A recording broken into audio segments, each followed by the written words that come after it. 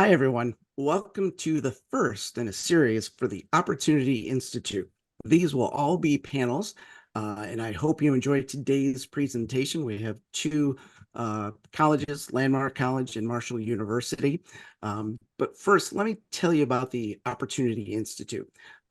The Opportunity Institute is a gathering uniting teams from institutions across this great nation. Our mission is to foster dynamic discussions and spur strategic initiatives that identify and mitigate key structural barriers to student success. So today we're going to be talking about a lot of those barriers and hopefully knocking them down. Let me introduce myself. My name is Anthony Pasilio. I'm the Vice President of CAI Neurodiverse Solutions. I do a couple things there. One is doing these podcasts and panels and events as the media ambassador, but the bigger mission of what I do personally for CAI Neurodiverse Solutions is I help companies and organizations build person-first neurodiversity employment programs. So from start to finish, from finding that amazing talent to bringing in the opportunities from clients to put people into jobs who have long struggled with barriers to employment. So today we're going to talk about higher education and bringing that all to fruition so that we can get those absolutely perfect jobs for those amazing individuals. So first, let me start off by introducing Hillary Adams and Jan Copeland. Hillary is from Marshall University and Jan is from Landmark. Hillary, I'm going to let you introduce yourself first. Sure, absolutely. My name's Hillary Adams. I'm the director of the Marshall University Help Program.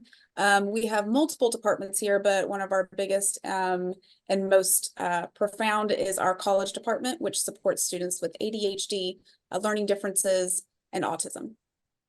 Awesome. Thank you, Hillary. Thanks for being here today. And Jan, you're up next. Hi, everyone. I'm Jan Copeland. I'm the Director of Career Connections and Employer Relations. Landmark College is unique in that all of our enrolled students have a diagnosed or self-disclosed learning difference. So we're a small college in Southern Vermont. So everything we do is designed towards meeting the needs and supporting students who are neurodivergent. And just let me tell everybody, the syrup there is fabulous. I'm not going to lie. So let's turn it to the task at hand here. Hillary, I'm going to start with you, and I know we're going to advance the slides as we go here. Tell us about Marshall University and the HELP program. Sure. So Marshall University, we are located in Southwest West Virginia, right along the Ohio-Kentucky border. Most people don't know about us unless you did watch the We Are Marshall movie, which of course Matthew McConaughey. Please stop and watch it if you haven't seen it.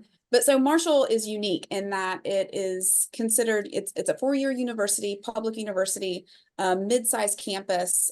We have that big university feel where, you know, massive collegiate sports, big into football around here.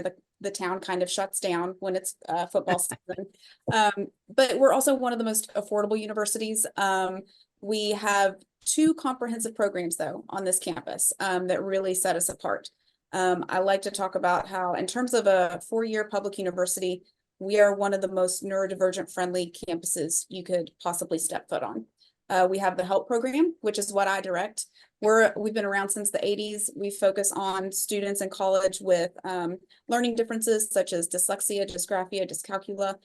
We also support students with ADHD and, of course, multiple comorbid diagnoses, of course, such as autism, depression, OCD, you name it. But then additionally on our campus, we have the college program for students with autism spectrum disorder. That was the very first campus-based support program dedicated to students with autism. And so between these two programs, along with just generally a neurodivergent friendly community, simply because we did have some pioneers in our community that really set the standards for supporting individuals with autism and learning differences. So not only is the campus very friendly in terms of neurodiverse students, but the entire community is. So we think it's a pretty unique experience here. But then, of course, generally, I'll talk a little bit about our program specifically.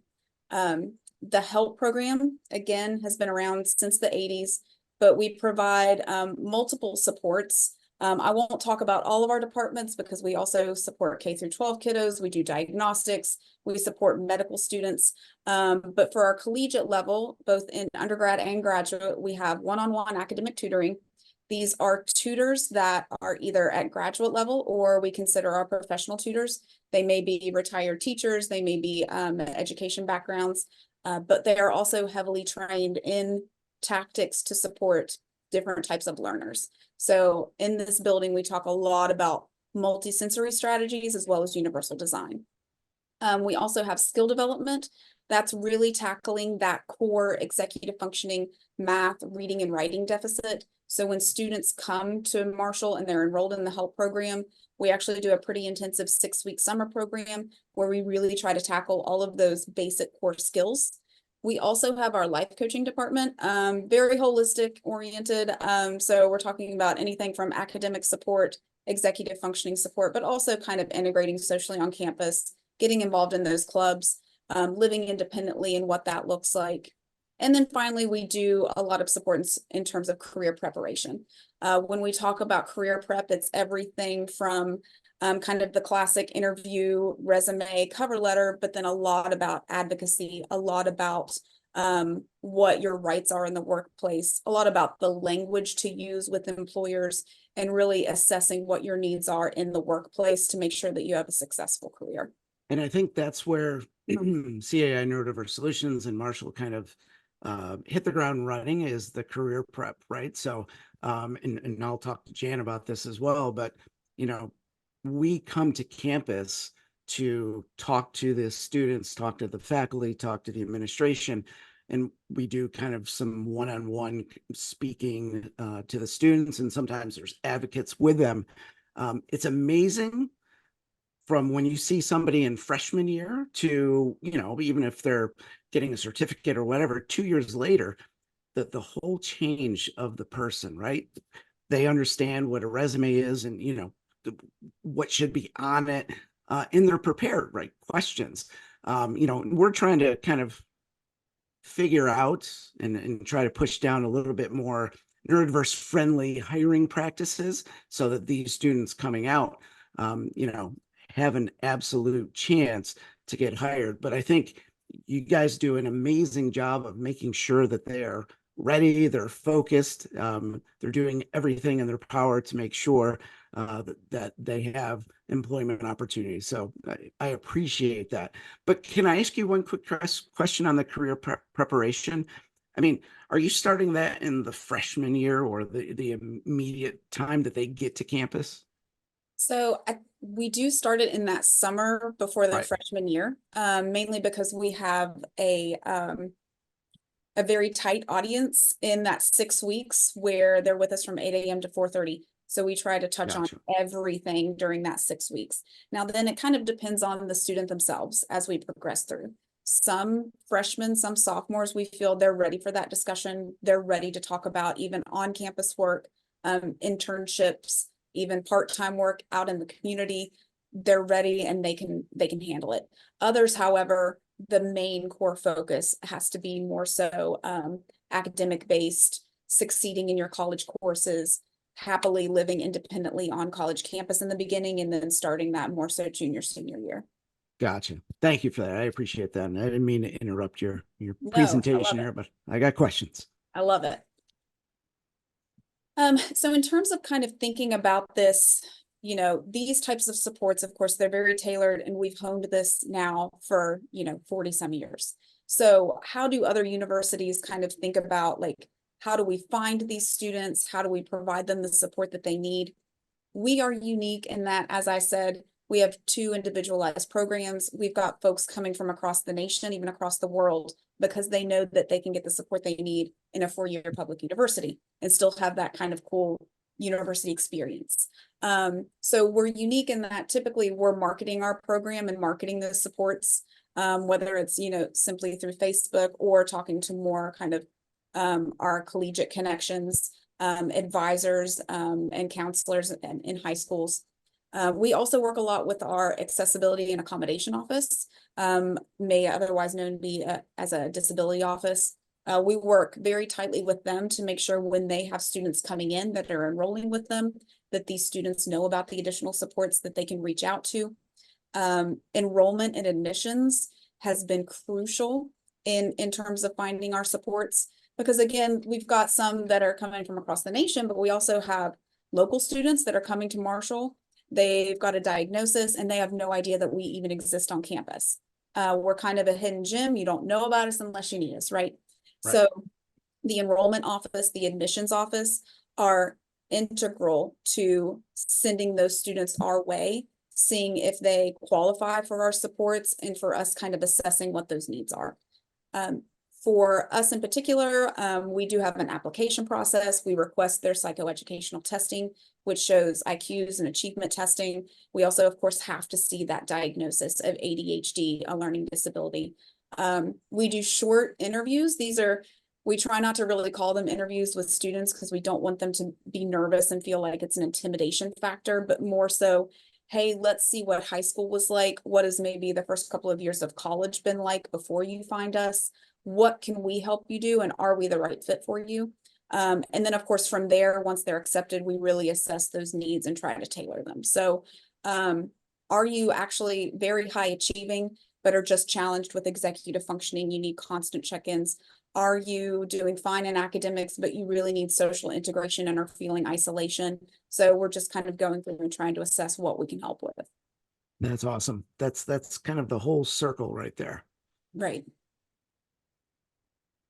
Once we do find our students, we are basically assessing that need. So again, is it executive functioning and organization? Is it the social integration? Do you need academic support, whether it's organization or is it physically having content tutoring for your coursework? Also making sure that they're living independently on campus, that they are advocating for themselves in the dorms, that they're making sure that their resident advisors are aware of any of their needs, whether it's kind of a sensory issue, whether it's a social issue. And then, of course, all of their accommodations come through our offices too. But I think what's lacking a lot of times for these students is that they come onto a campus, they're kind of told to go to a disability office or an accommodation office, and they have no idea what to ask for. They have no idea what their rights are. They don't know if their IEPs transfer to college, if they can get the same types of accommodations. And multiple times, they don't even know what an accommodation is. They've been set in place for them already in high school, and nobody's had the conversation. So being able to assess what is it that you need to succeed in college, and then making sure that they understand how to advocate for that, how to word it to either that particular office or that particular professor, and then making sure they know how to access those and being very clear about it. Because again, what's funny about in a typical university setting is that you've got students with executive functioning challenges, and then you tell them that it's up to them to go to a disability office, to submit all the right paperwork, to check all the right boxes, to tell that office every time they have an exam and they need accommodations or a testing environment for it. You're asking somebody to organize a massive project that has trouble with organization.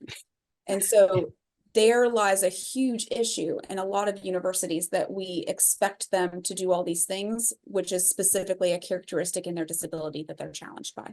Yeah. I mean, I think just going to college in general, neurotypical students have trouble doing all of those things setting up. And now you add on the pieces of what they need to be successful at college. That is just cumbersome. Absolutely. So if there is a way to identify those students early on and really give them kind of a basic, here's how you get what you need, and breaking it down as simply as possible, because a lot of times we just make assumptions that they know this about themselves, they know what these particular accommodations are, and they don't. So we really have to kind of break it down for them. And a lot of without our campus support, we would not be where we are with our students. We have constant communication with professors. So in the beginning of a semester, our professors get letters to state, hey, this is a help program student. they get X, Y, and Z in terms of accommodations. We're going to be communicating with you regularly to set up those accommodations and check in on supports. We work with counseling services a ton because, of course, we don't have in-house counseling here. So we have to refer our students a lot, as we've all seen a significant uptick in anxiety, depression in our students. And so counseling services is integral, and also making sure that they are trained on these neurodiverse students, that they understand what the differences are. Our career education department, we have a great working relationship with them. Again, like, yes, we do in-house career prep, but they have the connections in the community to get those internships. And of course, even the Division of Rehab is a huge support for us. And it might be called vocational rehabilitation in other states. This is a state-funded entity that can provide supports as comprehensive as tuition, housing, meal plan, and our additional fee-based supports. It's all depending on the state and the funding that they have available, of course. Excellent. In terms of career, so again, we're kind of working on both ends, and this is where our collaboration with Anthony has been so integral, and other kind of partners in the community that are willing to take on interns to learn more about neurodivergent hiring. So of course, we're working on the back end, the student prep, understanding self-awareness. What do they need? How do they word these things?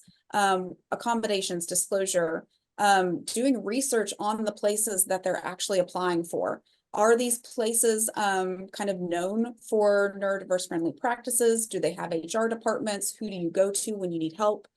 So kind of doing the research on the back end, which I think a lot of students forget about. Knowing their rights in the workplace, preparing for interviews, understanding communication and the etiquette that goes along with it. But then, as Anthony can attest, you can prepare a student this much, but then sometimes employers got to meet halfway, right? Like, Agreed. How can we accommodate these fantastic employees, but maybe not in that classic way that you expect an employee to be prepared? A lot of times I like to talk about how employers are basically hiring the best BSer, pardon my abbreviated French. You're good. But when it comes to interviews and kind of wowing someone, a lot of times it doesn't have the depth behind it in terms of they're going to do the job right. It's just who can wow me in an interview. So we've got to get kind of that basic training in the workplace, which I've often done, where we've got internships in the community where I will go train staff, kind of do a view of the environment and scan and see like what are going to be issues. We review etiquette and social expectations. So very rarely is an employer going to say like, oh, by the way, most people bring their own lunch and they put it in the main, kitchen. And they use the microwave versus nobody eats lunch here. Everybody goes out. And so if you bring in a lunchbox and use the kitchen, you're going to look weird. Like, so little things like that I'll teach employers, like, please, like, tell these students these things.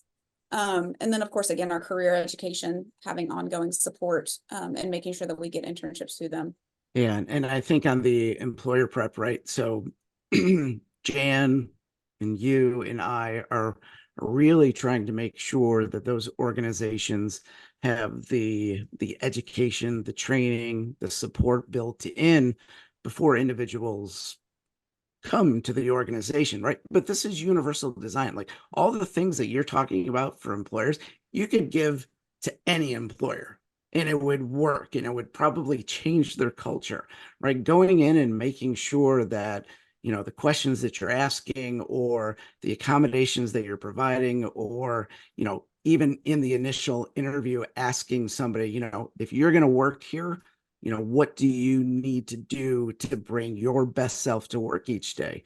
And we at CAI Neurodiverse Solutions, we're looking for skills and aptitude, right?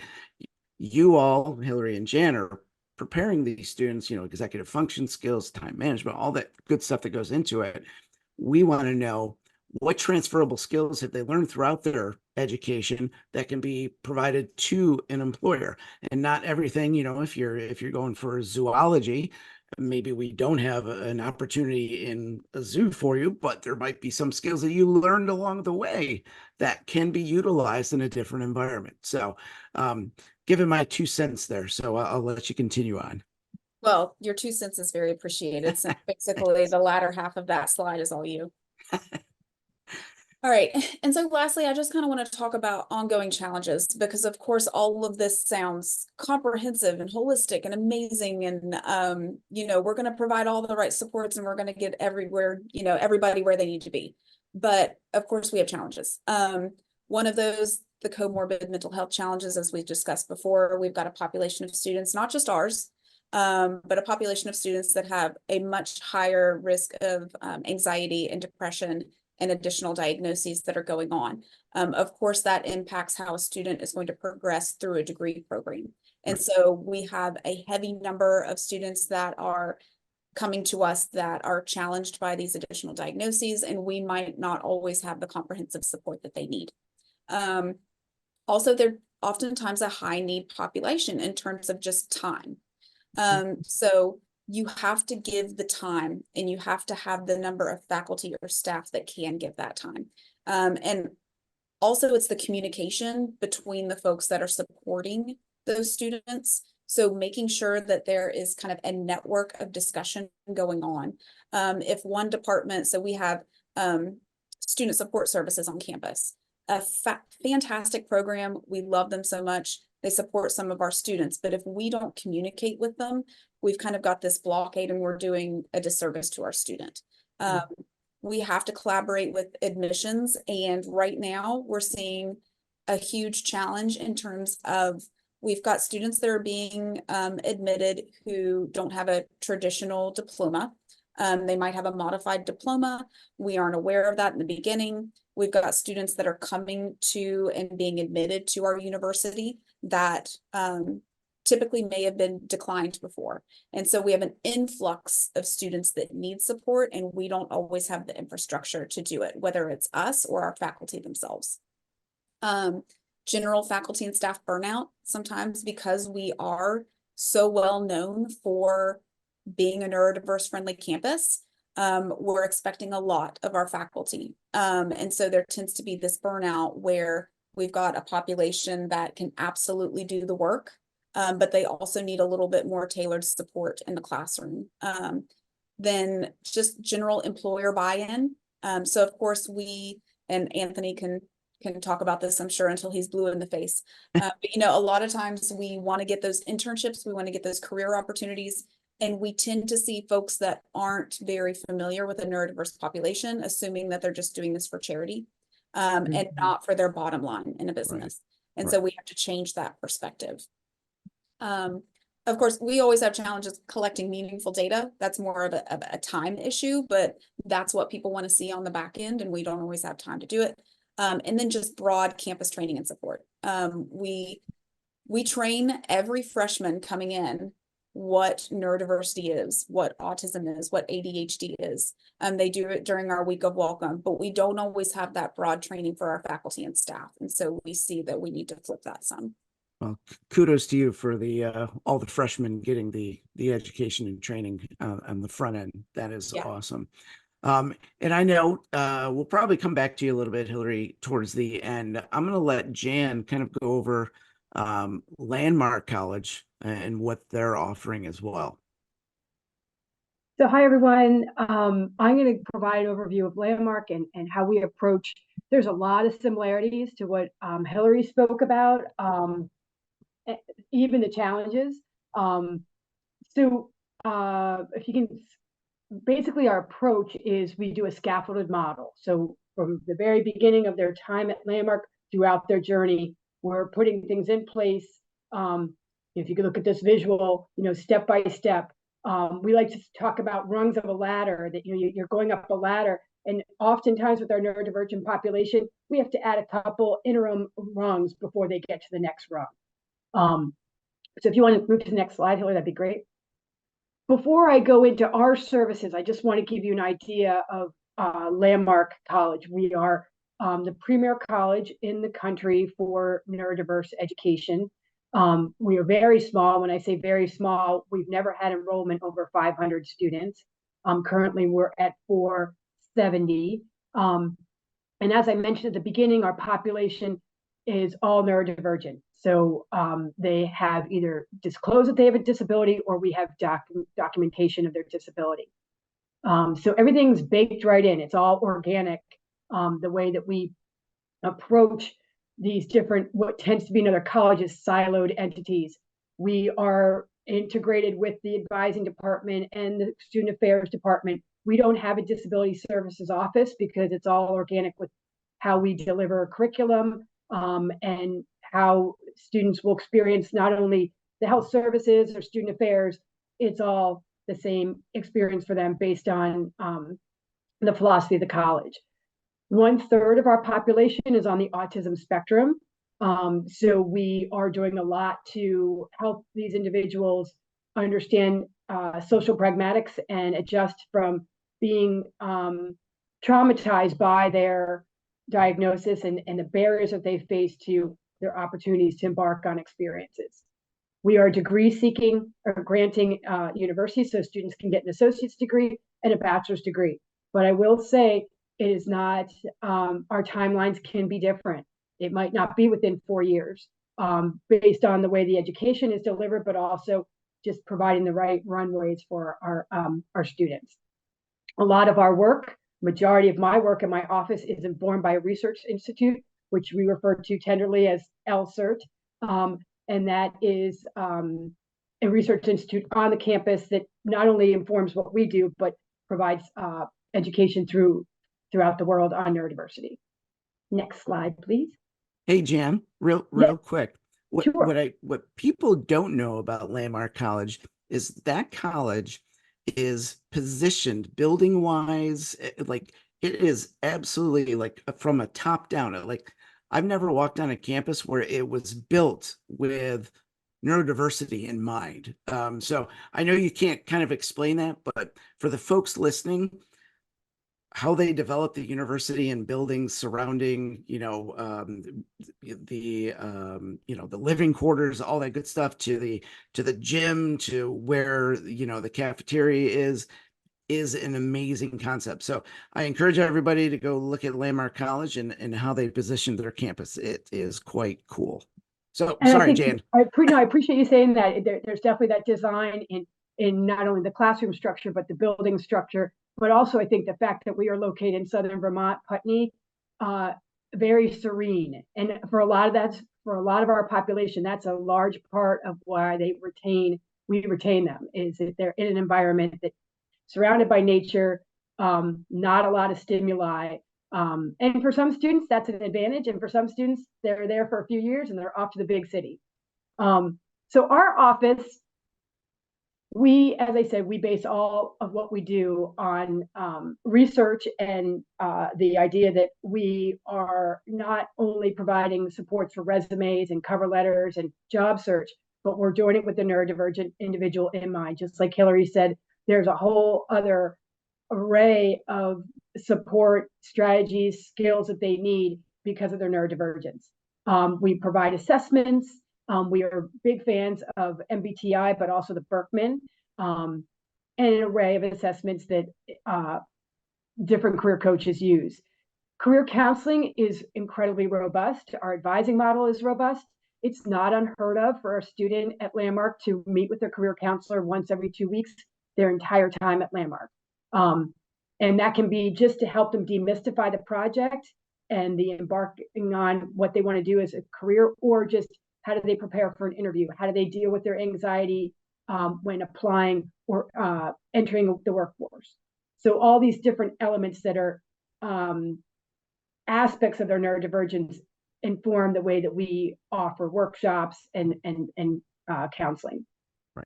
And a large part of it, which is exciting, particularly for the individuals on the autism spectrum that may not have thought that they would get a college degree, is transitioning them from college into the workplace and managing their career from that point, not just that first job, but going forward. So next slide, please.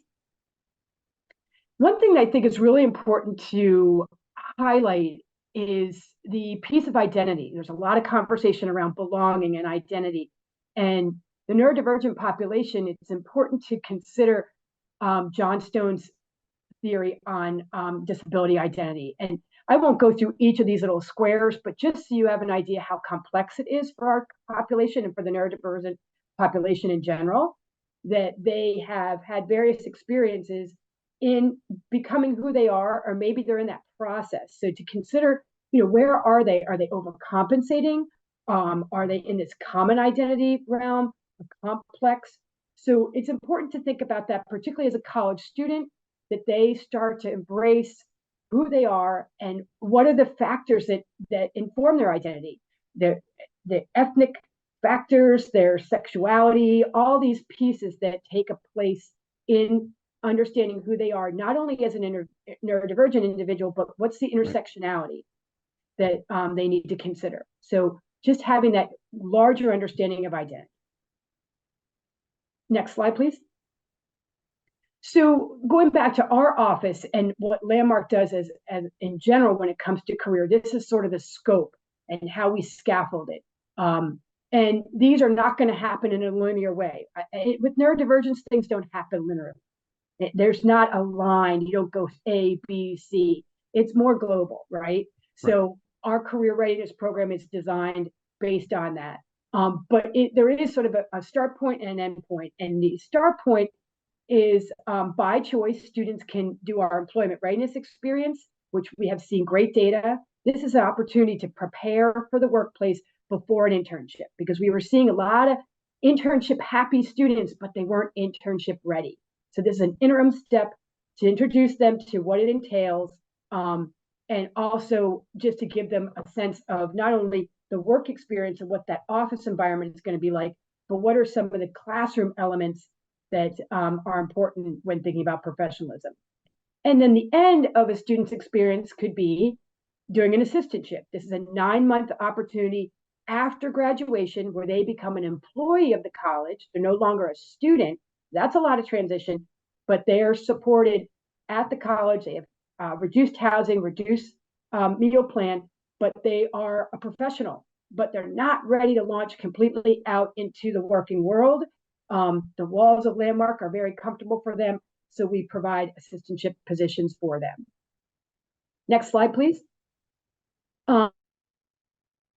Experience I spoke about, I just want to go in a little bit more depth around that, because this, as I said, is some very compelling data, and we're tracking the trajectory of the students that embark on this experience, and how does that impact, what the obvious things like, do they get an internship or job after? What's their identity, and how does that altered after having this experience? But what's been exciting for me to see is, what about retention? What about GPA? What about their interest in their curricular courses that they may not have been engaged in before?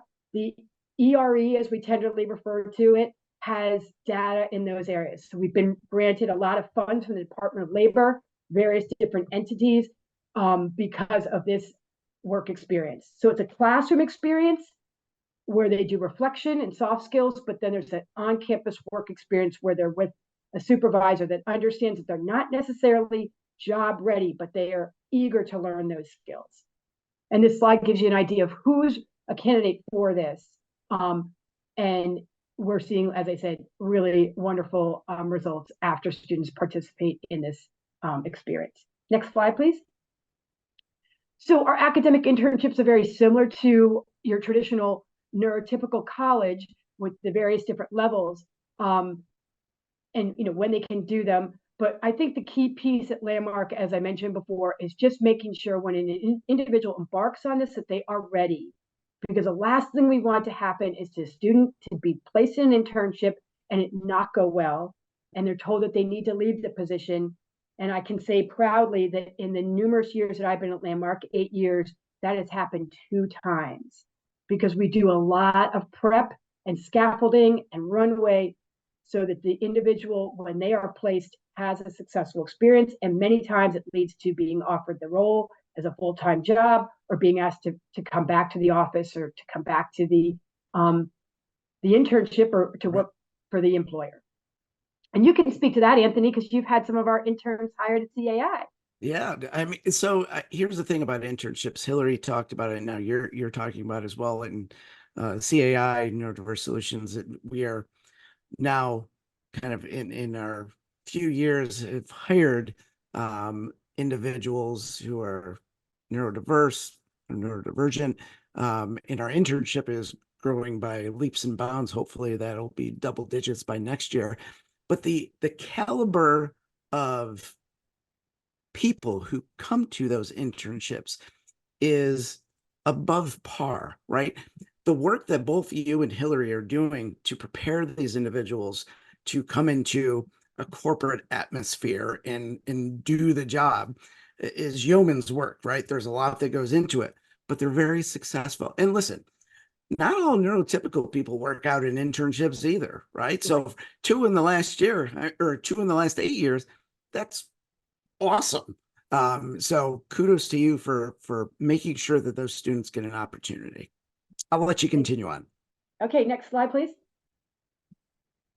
So the key piece is planning, right? Helping the individual to understand, are they ready? What does it actually entail?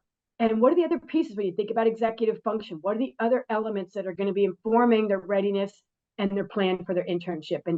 And you know, the time piece, we help them, we coach them to think about, okay, you're taking this many courses, you have these obligations, you're involved in these clubs. Let's look at that pie. Wow, what percentage of that pie is already used up in your day and in your semester? Where does the internship come in? Because we want them to have a successful experience and get that exposure, but not if it's going to put them over the edge, right? Yes. So just helping them understand when they make these decisions and this commitment, what does their day entail? So helping them plan, and sometimes that planning is numerous semesters ahead of time, right? That they're not doing it 3 weeks before the deadline, embarking on it. We are working with them numerous semesters beforehand so that when they are placed there, it's a successful experience. Next slide, please. So we have a toolkit that we use. As I mentioned, we have your typical approach that a career office would, but with a neurodivergent individual in mind, we're helping them, like Hillary said, do they know what their rights are? Do they know the law? It's different from when they were high school, right? That what they had with the IEP is different from what they're going to have from a college office or the college experience. So really helping them understand that. And then what happens when they enter the workplace? What are their rights? So we're not only helping them realize what their rights are, but what does a job search entail? And how can they do an approach to their job search that encourages disclosure, because we do encourage disclosure. Sure. But what does that entail when they're going to disclose? And if they choose not to, how best do they get their needs met so they can be successful if they're not ready to disclose? Next slide, please. So these are some more coaching tips, particularly for the autistic population. Don't rely on nonverbal feedback. If the student's not looking at you, they're not engaging verbally or even non-verbally, does that mean they're not interested and they're not going to do well in the job? Absolutely not. So you find ways that you can build that rapport and figure out how best do you and your client, your student, communicate so that they can convey, maybe through a PowerPoint or through an email, what their strengths are. And we help them with that as far as how they convey that to employers too. It doesn't have to be necessarily an interview. It can happen in a different way. And even things like, you learn through appreciative inquiry as a coach, open-ended questions. With the autistic population, you want to avoid open-ended questions. You've got to give them choices. So it's just revamping it and flipping it a little bit when you think about the neurodivergent population. Next slide, please.